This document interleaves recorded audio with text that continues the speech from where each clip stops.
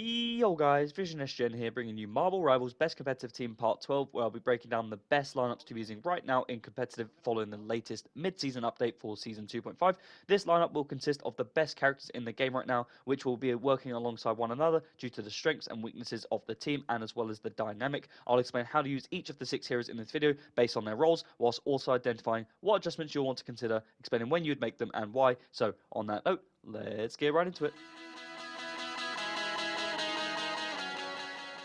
So first things first, as usual, I'll explain how to use each of the 6 heroes in this video based on their roles, whilst also identifying what adjustments you'll want to consider, explaining when you would make them and why. And as for the roster itself, I won't be going over a guide as such on all of their individual abilities, as I've made guides for most of these heroes separately on the channel, but for the most part, I am assuming that anyone watching this video and learning about the best comp lineups right now following the latest Season 2.5 update is already fully aware of all or most of the heroes in this game and their abilities. So as for the lineup, as usual, I'll be starting with the tanks, and for this setup, we will actually be using a 1-tank setup, which seems to be the most sort of common setup and best dynamic right now in Marvel Rivals, using Groot, Hawkeye, Iron Man, Ultron, the new hero, Jeff, and Luna. So Groot leading the way, arguably the best tank in the game right now through Season 2, all the way throughout. Even with the nerfs, he is still a really viable sort of vanguard in this game, and following the latest update, he is still incredible, and due to this sort of 3 support setup that is being used throughout the game right now, you need to use a strong single vanguard, and in this game right now, Groot is very good for all of those factors, and also the flying meta as it is, a single tank is really effective,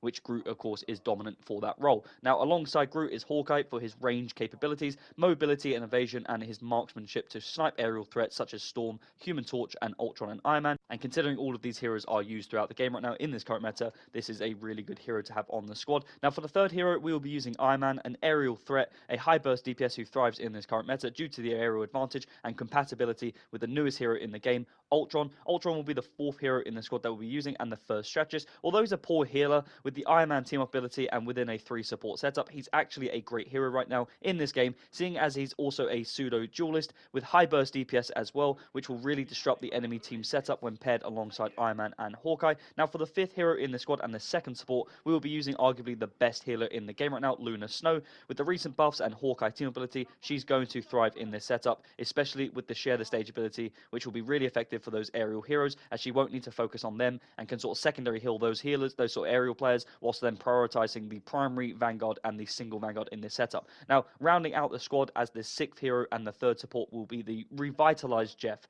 the healing version of this character, who I think is really good right now, but obviously some characters will disagree based on all of the changes he has had. One of my most hated heroes throughout all of the updates so far in the game, but with the latest changes, Jeff has become a very viable healer and a really good character to have, and especially in a 3 support setup. Now, with a structured team, you will need to understand your lineup, your team, and the strengths and weaknesses of your squad. You will also need to understand your own heroes' counters, the team ups, and all of the current metas, which of course I'm going through right now. Of course, communication is a really key factor that not many people actually understand. You don't necessarily have to be talking with your teammates in game, because for the most part, a lot of us solo queue, but just sort of using the text chat and just making sure you're making your teammates aware that you need healing, or that you have your ultimate ready and you're ready to try and use it, especially if you're a group main. Stuff like that is really important, but you'll also notice at certain ranks in competitive that teammates will just know how to read between the lines, which is what I like to call a sort of the term for players being able to see a lineup, know that this squad is going to have weaknesses, i.e. you're going to lack dive pressure, or you're going to lack sort of counter dive pressure and so on. Little examples like that will be something that you need to understand to be a better player for your team. And then as for who you want to ban and why for all of these heroes and the counters for your squad based on your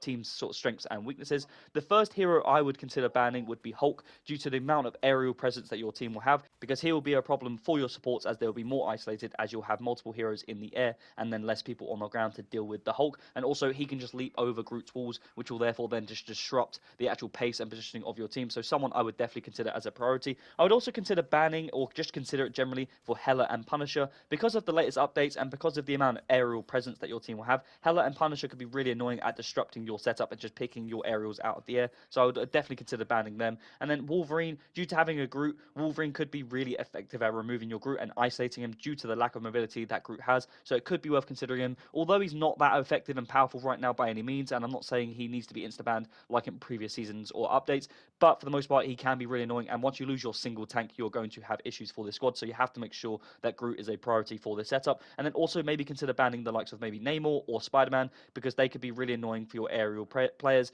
or the fact that just Namor's squids can be really effective at just sort of delaying and disrupting who you're actually trying to target and just adding those additional targets. Although Hawkeye obviously can then just snipe out these players as well and really be helping this squad, and it doesn't necessarily need to be considered. It's just other heroes that in my experience have been quite disruptive for this squad and these individual heroes. Now, with regards to the adjustments of each of these heroes, when you'd make them and why, here is the following list starting from Groot. So maintain Groot in my opinion as a priority. If he's being isolated by the likes of Wolverine, Emma, etc., as I said, then consider adding in another primary vanguard such as Doctor Strange, who can evade and mitigate their impact, or the likes of Penny Parker, who's really effective in this current meta, to add that counter dive presence for the squad and still be a primary damage blocker. Now, as for Hawkeye, if your team just lacks point pressure and you need to add a 2-tank setup, then add in the likes of Hulk or the Thing, who are more off tanks and will work alongside a primary tank such as Groot, Strange, or Penny. Or also, if you want to add, or your team lacks dive pressure and you want to add in a diving style hero, you could consider adding in the likes of Venom, who is also a vanguard, of course, who will then provide Jeff with that team ability and is super effective at delaying the pace and setup of your the enemy team. Now, as for Iron Man, if the aerial setup is not working, consider changing to either Hela for a dual sort of ranged high burst DPS and sniping setup alongside Hawkeye, which will really be effective in this current meta, based on the fact that they've both been sort of buffed in this current meta and this new season update. Or change to the likes of a counter dive hero if the team is just getting dove on. Then consider adding in the likes of Namor, who of course will work alongside Hulk with the team ability if you add him in for the likes of Hawkeye. But for the most part, it's a general tip for Iron Man, just to note, people use him quite a lot in the wrong way, and they just keep him at the top of the map and fly around really open and obvious to the other team to be able to snipe him out the skies. You actually want to maintain a lower profile and sort of a lower presence on the map, and you want to be hovering above sort of Groot's wall level. That way you can be healed quite easily by Luna Snow and your other healers, and then you can also be protected from Groot and his walls, and therefore deal an insanely amount of high burst DPS, and that way you'll be more effective for that sort of this team comp and this dynamic. Now, as for Ultron, if the 3 support setup and dual aerial setup just isn't working, then I would consider changing to another duelist, a hybrid duelist with good range also, such as the Winter Soldier, to maintain that 2-2-2 setup, 2 vanguards, 2 duelists, and 2 supports, adding great sustain for the squad. Or just change to Psylocke for the hybrid dive playstyle to break down the enemy backline players and isolate those healers, but also be able to deal with the aerial players as well, because again, they are meta currently right now. Now, as for Luna, she should be maintained at all costs for the setup to work, because she is arguably the best support in the entire game right now. However, if you need to change the setup because she's banned or whatever reason, then consider adding in the likes of Loki for the team ability with the Hela adjustment if you're going to add her in as well, and also to maintain that primary healer and defensive ultimate, as he can of course mirror your other team's healers or the enemy team's healers and use their ultimates if you need to switch, or of course use them for an offensive purpose as well, which is really crucial and adds that element of clutch factor. Now, if Jeff just isn't working due to survivability being a problem, or he's just getting sniped or dove on or isolated, then switch him out to a better counter dive hero such as Mantis, who can provide the team with damage buffing capabilities and healing over time for the teammates, or add in another main healer such as Invisible Woman to work alongside Luna if you do switch to a 2 support setup, which will work really well as you'll have 2 defensive ultimates, allowing you to win team fights really consistently and also have a lot of point pressure on the objective.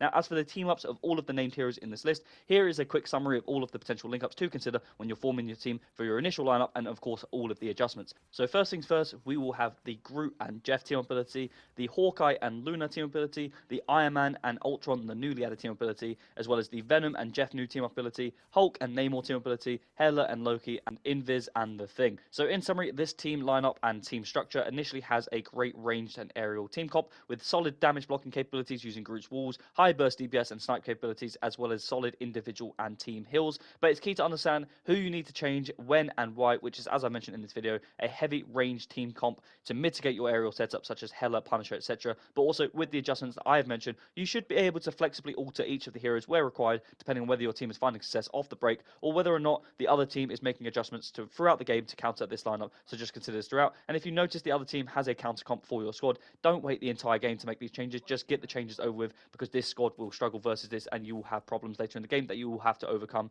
So just make your life a lot easier by making these changes sooner rather than later. And then just finally, before we wrap up the video, I just want to make it very, very clear that this is not the best heroes in the entire game right now following the latest update. This is not what this video is about. It's trying to provide a well-balanced and structured team that works really well with each other. And for the most part, I am obviously understanding that people do not have a group of 5 players that they play alongside, and for the most part, a lot of people, and myself included, sort of solo queue or play with 1 or 2 others, and therefore you're never going to likely get the most sort of perfect setup. However, if you are keen on playing or sort of keen on playing any of these particular heroes, this is just for you to be aware, and sort of me to make you guys aware that these certain heroes work really well in these team comps, giving you all of the reasons why they work, the strengths and weaknesses and so on, and then making it very clear and abundantly sort of obvious for you guys to understand what the counters are and the issues are for these squads, so that if you load into a game and you see that your teammate picks Groot and you have the healers already pre-decided and you're a duelist player, you will know who will work in this setup and that setup individually, because you've seen this video, you know that Hawkeye will work in that setup for XYZ reasons, and therefore you can make those adjustments throughout the game in case you are struggling because of other reasons that I've explained as well. So just to give you guys a bit of an overview on why I sort of make these episodes